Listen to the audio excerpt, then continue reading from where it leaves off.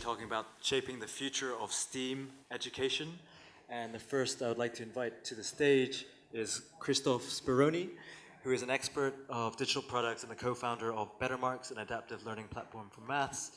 He's responsible for the development of Bettermarks with a goal to enable students to learn from their mistakes and better in maths. And actually, if you were just at the Latin America panel, Bettermarks were mentioned and were used in, is currently being used in Uruguay by 100,000 students. So, Christoph, please.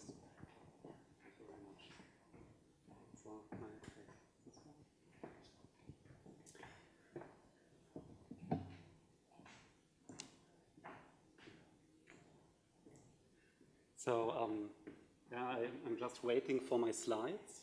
Ah, perfect. Yeah, hello, my name is Chris, and I'm coming from Berlin. I'm co-founder of Bettermarks and head of product. And first of all, I have to say, I'm a little bit stressed because this is my first Pekakucha style presentation, and I have only 20 seconds per slide. So when I get stuck, I will be lost, and yeah, I cannot work at my own pace. And yeah, this is something quite similar to math lessons. If you take a look to this problem here, you can see what happens if you fall behind. And in school, some teachers are surprised about bad results after an exam.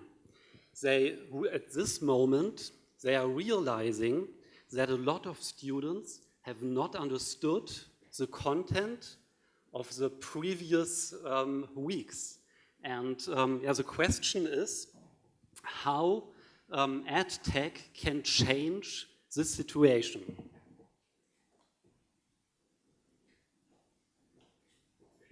So Bettermarks is a Berlin-based company, and we are offering digital learning and teaching material. And our goal is to improve learning outcomes in math and to make it easier to learn math, and of course, to make it easier to teach it too as well. So, and yeah, one question is, what is the most requested feature in math? And it's a chameleon. No, it's, sorry, it's adaptivity. So because, yeah, your products have to be adaptive. But personally, I have a problem with this wording because adaptivity is not a user value. It's only an attribute. And we at Bettermarks, we associate a clear user value with adaptivity. And this user value is to produce aha moments. And our goal is to enable students to learn from their mistakes. And I would like to explain you how this works. So first of all, you have to know that the key for better learning outcomes is always the teacher. And because students don't like additional exercises in math. And if we want to improve learning outcomes on a broad scale, Bettermarks has to be used by the entire class. And this is only possible if the teacher is using Bettermarks. So, and regarding the product, to transform mistakes into aha moments, we need 3 pillars. The first one is complete content. And complete content means that you need the right exercises for each single lesson related to the curriculum. But it means also that we need the right exercises for each ability level of a student. And only in this way it's possible to offer a product which can be used in every situation in every situation in class. So the second pillar is the freedom to make mistakes. To our mind, the best tool to make mistakes is a sheet of paper and a pencil, because there you have the complete freedom to make every thinkable mistake. And if you think about multiple choice questions, for example, with a multiple choice question, you are very limited in terms of making mistakes, because you cannot apply competencies which are relevant to solve a problem. And for this reason, we have built over 100 different interaction tools, allowing students to apply the competency needed to solve a problem. So for example, here, it's possible to draw a line, and this is not possible with multiple choice questions. And the third pillar are real-time feedbacks. Because if you make a mistake, each mistake is an opportunity to learn something. So remember, you need the content to make mistakes, you need the possibility to make mistakes, but you need also a feedback based on your mistake that you can apply to improve. I would like to show you one example to explain it in detail. Here you have a question where you have to add two fractions. And as you can see, I have to apply 3 different competencies. The first competency is to find the lowest common denominator. The second one is to collect the terms, and then in the last step, to make an addition. So, what happens if you have problems with the first competency? So, here in this case, you can see a very common mistake. And you can also see a real-time feedback based on this mistake. And in Bettermarks, you have always 2 attempts to solve an exercise step. So you have the chance to apply the feedback provided by the system. And to give you one number, 70% of all second attempts are done right. So you can see that this is something where learning happens. So, but Bettermarks is also able to not only to detect or to it's not only able to show the right path, how to solve an exercise, and to show an explanation for each exercise step. If you have deeper problems with the competency of finding the lowest common denominator, for example, Bettermarks is able to detect knowledge gaps. And these knowledge gaps are collected for each student, and Bettermarks creates an exercise series based on the specific skill. It makes no sense to repeat the exercise we have seen before, because you have to apply completely different competencies. Here you can see an exercise series from a previous grade offering a problem based on the missed of the skill which is missed. And now you have the students have the chance to catch up. In Uruguay, for example, all knowledge gaps detected by Bettermarks are closed successfully within 1 week. So, and now I would like to show you how Bettermarks is used in different countries. So, it's very important. Here we have a picture of Germany where you can see a computer lab. So in Germany, there are in general, no devices in school and no connectivity. I know it's a shame, but it's the situation. And in Germany, Bettermarks is used in general as tool for homeworks. And here we have a picture of Uruguay. And in Uruguay, the situation is much better. We have laptops for every kid. We have internet connectivity in school. Thank you, Miguel Brechner. And Bettermarks can be used in every lesson. Here we have a picture of the Netherlands, and in the Netherlands we have a lot of iPad classes. And first schools using Bettermarks are giving back printed textbooks. So, and the usage in the Netherlands is very intense. Here we have a picture of the US.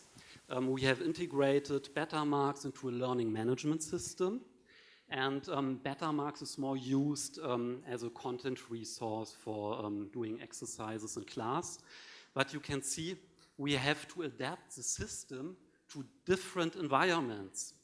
So, and even in Ivory Coast, Bettermarks is used. And here you can see pictures of a pilot. And first tablets have been distributed. And we have created a pure offline version of Bettermarks. So the exercises are completely the same, but of course, as a teacher, you have a limited reporting functionality, but it can be used in such a context.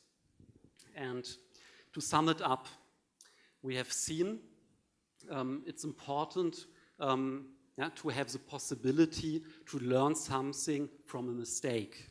And we have seen that we have the need to adapt the system to different technical environments. And the last thing is that we, Bettermarks, we need partners, we need distributors. Here you can see a map with different countries using Bettermarks. And to my mind, this map here is much too empty. So if you are a distributor or if you are interested to sell Bettermarks in your country, please contact me, and in this way we are able to shape the future of mass education together. Thank you very much. Thank you, Christoph. That's very interesting. The next up is David Johan Christensen, who's the co-founder of Shape Robotics. So please welcome him to the stage.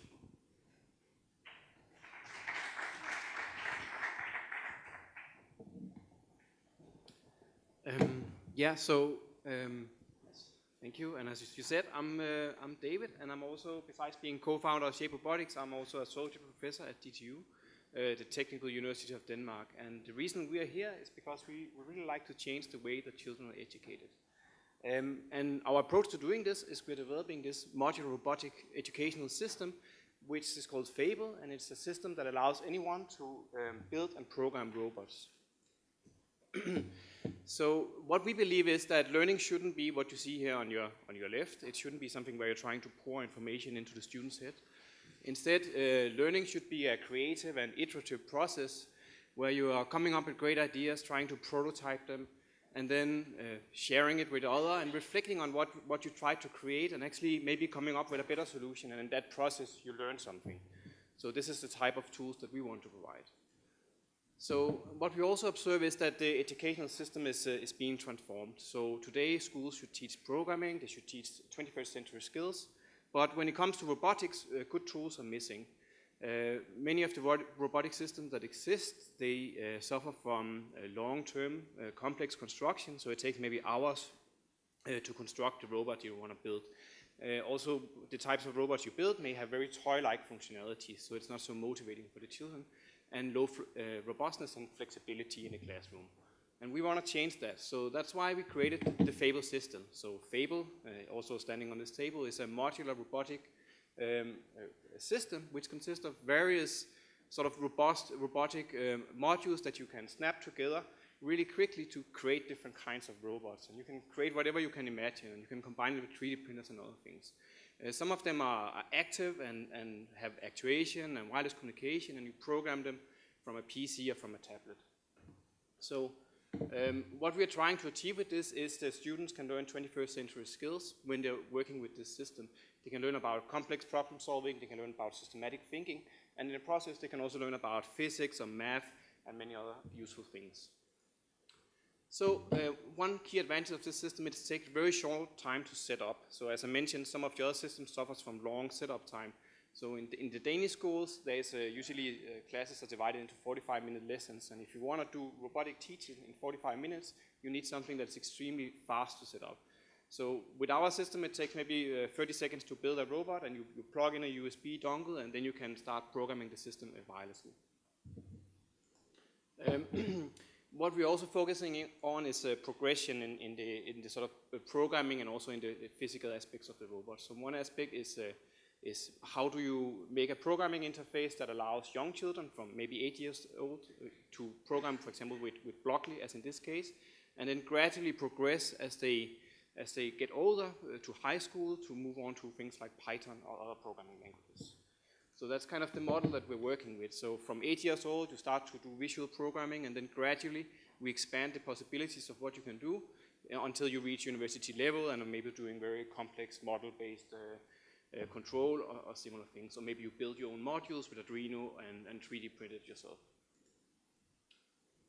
So here's a small example of a very simple robot just consisting of a single sort of vehicle module. And over here you have the program where if you press one key, it sets a specific speed on that module. If you press another key, it sets a specific speed on another module. So that's a simple example.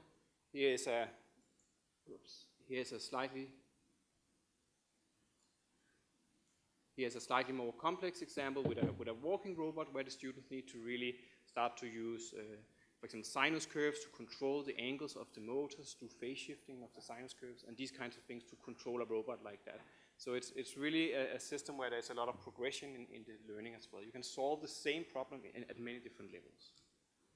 So what we are trying to do is to build a system of modules and tools that allows you to build a lot of different things. And in the process, you can learn about many useful things like math, physics, and other things. And here are some examples of robots that you can build.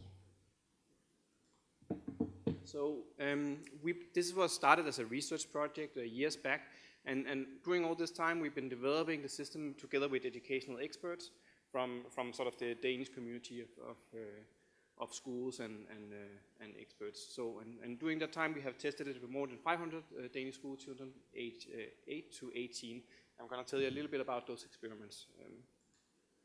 So here's a typical sort of classroom setup. So maybe the first hour or so, you start by introducing them to robotic programming. They start to program the robot, build small example, follow a tutorial. Then the second lesson, you start to do small projects, maybe a simple throwing robot, combining it with Lego, and they need to throw a small ball. And then gradually you move on to more complex things, maybe some student-driven project where they are coming up with their own ideas, being creative, building things that make sense to them. So it could be a soccer match, as you have there in the right corner, or a torture machine, as you have on the left. I said torture. So what we also did is work on sort of more project-based teaching, so that could be innovation.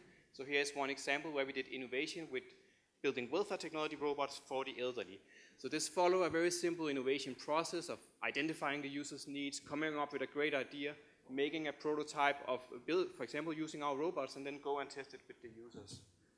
So here's day first of sort of a week-long project where we visited a nursing home, and the students were able to talk with the personnel, talk with the elderly, and really sort of observe and understand all these problems they have, like they sit in a wheelchair, they're paralyzed, they're not allowed to have an electric wheelchair because that's dangerous for the other elderly. And then, of course, they go home and they have a lot of great ideas. How can we build a robot that can help these people? How can we do something that makes a difference for them? So they spent the next couple of days implementing the idea, and then on the last day of this 1-week project, they were able to demonstrate it and get some feedback from the actual user. So that could be a feeding robot, like here on the top, or a robot that can pick up things in the rooms of the elderly to give to the elderly, or a robot that can transport around wheelchairs. So a lot of interesting projects, and also many of them have continued to work on this in other projects later. So one last example here is high school teaching, so that could be math. So in this case, which is a little difficult to see, we're using, by controlling the angles of a joint module like this, with a laser pointer on it. You really need to compute the angles. You need to use trigonometry, for example, and geometry to compute the angles to figure out how can I make that laser dot follow a particular geometrical figure, for example. So that's the type of things they're doing here. That's all I had time to tell you about. I mean, so if you're interested in talking one with me, I'll be around, and you can also go to our website, shaperobotics.com, to find more information about our system. Thank you.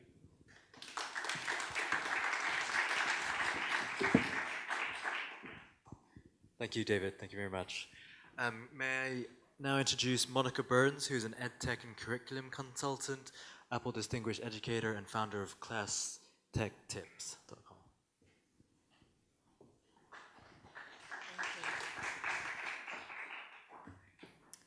Hello, everyone. My name is Monica Burns. I'm from New York. I'm a former New York City public school teacher, and I want to share with you a little bit about what I've been working on now that I'm out of the classroom over the course of the past few years, whether it's through teacher training, through writing, through blogging, or working with a nonprofit organization, really thinking about the power of scannable technology and how it can be integrated at both a very basic level, a free, open, easy to use, quick to get started type of tool, all the way through more deeper learning with the ACEs framework that I've developed and featured in a new book, which you can learn more about at the website that I've set up for today at classtechtips.com/edtechxEurope. So when we're thinking about the ways that children are interacting with technology in the classroom, we often put it into 3 buckets. There's often a hierarchy here as well. So I want us to think about how scannable technology can fall into all of these areas. So really increasing the ability for students to easily access and consume content, giving them opportunities to interact with content on a variety of devices, as well as share content that they've created themselves. So although we're often quick to throw content consumption away as a lower level interaction with technology, we can really use scannable technology to make sure that those moments are really powerful and meaningful. So we want to make sure that students are interested, engaged, and curious when it comes to interacting with any type of content, and technology can open the world for students and really push them to start asking questions about what's going on around them. So this is the definition I use and we'll work through when thinking about scannable technology. So the interaction of mobile devices and a trigger image to connect users to content. So there's something happening. There's 2 things talking to one another. More often than not, it's a code or a trigger from an AR experience using your smartphone. And so we've seen QR codes just about everywhere. As I mentioned, I'm living in an urban environment, and so I laugh every time I see a QR code on the side of a bus that's moving away from me, or underground on the subway, as if I can scan it with little service. But it really connects to a great deal of content. So in the hands of students, this can be especially powerful. The fact that we're able to handpick a website, an audio clip, a message of text to pop up on someone's screen, experiences that a teacher can design and pick out for individual students or for the needs of a whole group. So augmented reality takes this content interaction to the next level. And I love augmented reality when used thoughtfully, which is what I hope you'll leave here today thinking more about. For as much as we have these moments of gimmick and gotcha, right? We want to go way beyond that and give students experiences they just could not have as they're flipping the pages of a textbook without providing layering of content onto one another. And so those could be the pre-made apps I just showed, or it could be an experience that you've created yourself. I've used Blipar at a family library setting to place content over what would be really a flat space to make it interactive. And so this comes to this ACEs framework. And this is what I've introduced in my book and flesh out in much more detail than the 3.5 minutes left that I have with you. This idea of using scannable technology to provide instant access, quick access to materials for students, that you can curate that material, so handpick what's just right for students, whether that's differentiating based on need, ability, interest, providing engaging experiences that are more than just the hook. So I've got you interested, in the flow, in the zone, if you will, during different learning experiences. And the ability to take student creations off of their device to share it with the whole world. So access can be anything from a quick scan to watch that video to get to content you want students to interact with. This could be that video that you've created so that your students better understand how to do something like the lattice method for multiplication, as opposed to doing a traditional way to solve a problem, which can support families and really anyone who's not right in front of you with a simple scan, watching a video pop up on the screen. Combining this with the idea of curation, that you're able to differentiate content for everyone in a classroom or for the individual students who need that support, that you're able to, there we go, really think about what everyone needs just in that moment. Newsela, a wonderful favorite resource with Lexile level text at different levels, really able to connect students to that just right content. And so this can empower students to explore different spaces, turn that page. All of this comes to building that behavior among students so they know when to scan, when to look, when to be curious in different environments.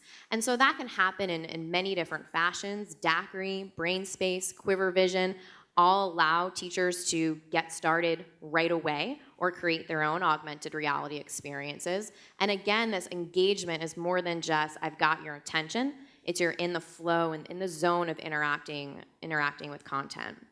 And then the share piece, which wraps up our ACES framework, one of my favorite tools and examples for this is Adobe Spark, which has rebranded itself with the 3 great apps and a web platform as well. So if you have students who are creating Adobe Spark pages, websites that demonstrate their understanding on a topic, videos that engage an audience, or posts for some social media images, you can connect these web-hosted creations that students have made, take them off the internet, off of their device where they might feel trapped in one space, in order to share them with the world at large. So just imagine that your students are scanning the back cover of a book in order to see a trailer that a fellow student has created, an augmented reality bulletin board where they can share a digital creation that might not be easily accessible.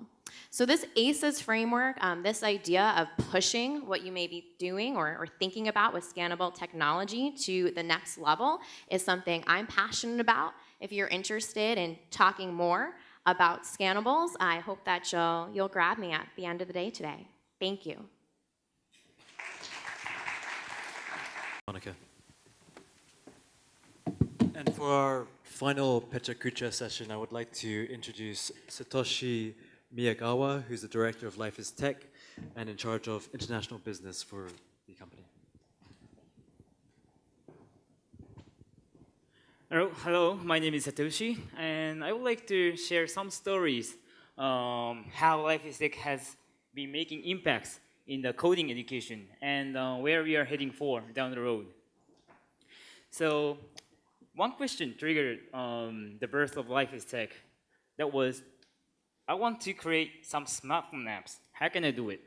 This question was asked in 2010 in Tokyo when our founder of the company, Yusuke, was teaching at the high school. And at that time, there were no places students can learn coding in Japan. So he decided to create this company. And our mission is to nurture and maximize each teenager's potential.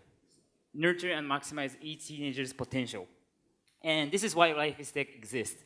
And our approach is to combine IT and entertainment with the education. And we provide coding camps, coding events, and the after-school classes for middle and high school teenagers, for middle and high school students. And currently, we can offer 16 courses like iPhone apps or Android apps or web design and so on. And those are held at 20 renowned universities in Japan. And the venues are very important because teenagers, the middle and high school students, can learn and experience and feel what is the life of university students are. And they can keep learning. And currently, we have about 500 mentors in Japan. and who are the undergrads and the grad students, and the mentors also take on an important role. And in our camp, each mentor is in charge of one group, which has 6 students.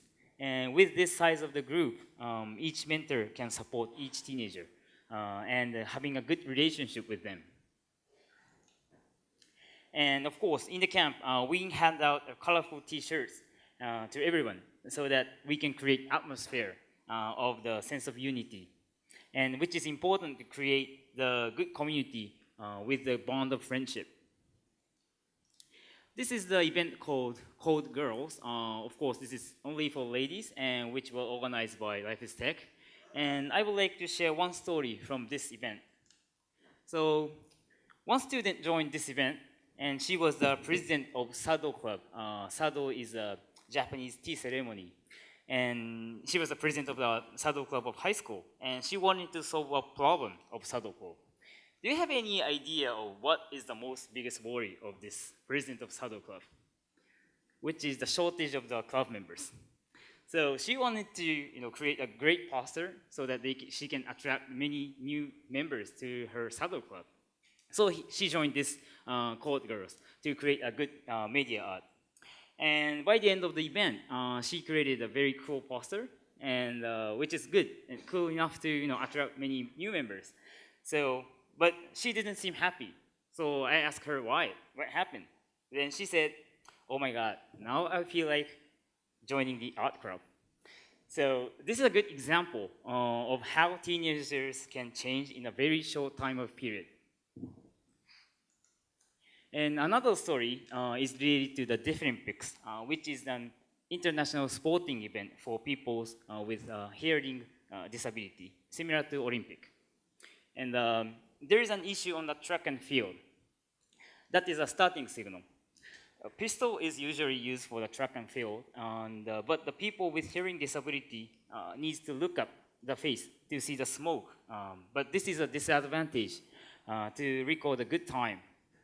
In 2009, a new starting pistol, or starting signal with the light was introduced from Taipei Deaflympic, but there were problems.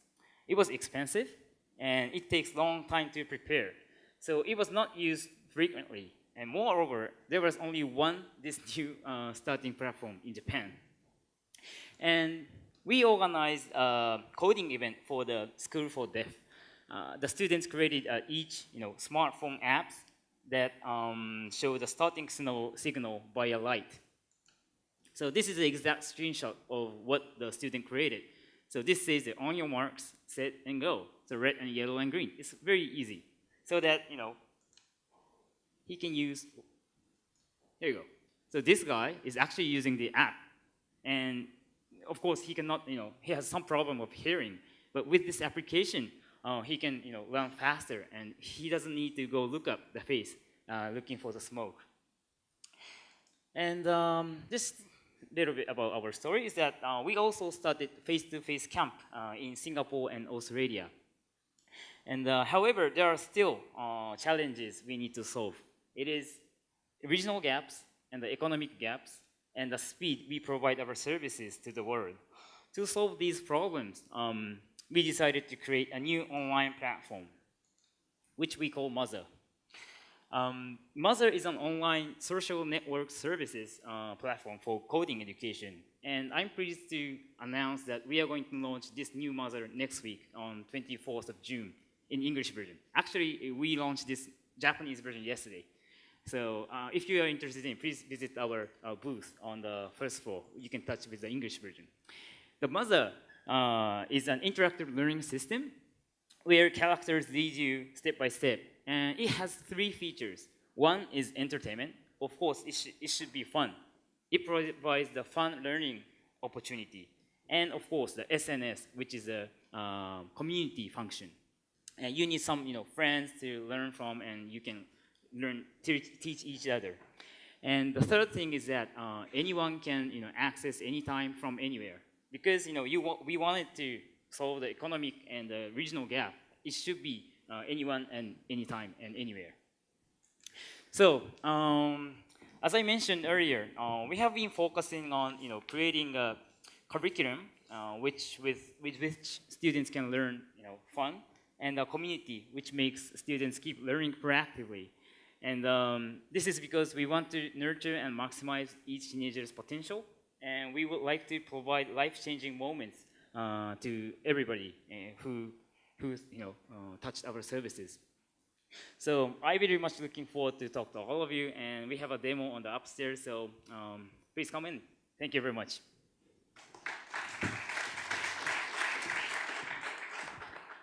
Thank you. I hope you enjoyed the Pechakucha sessions, and I think everybody did very well to get their message across in the short time that they had. So just one final thank you to Bettermarks, Shape Robotics, Class Tech Tips, and Life is Tech.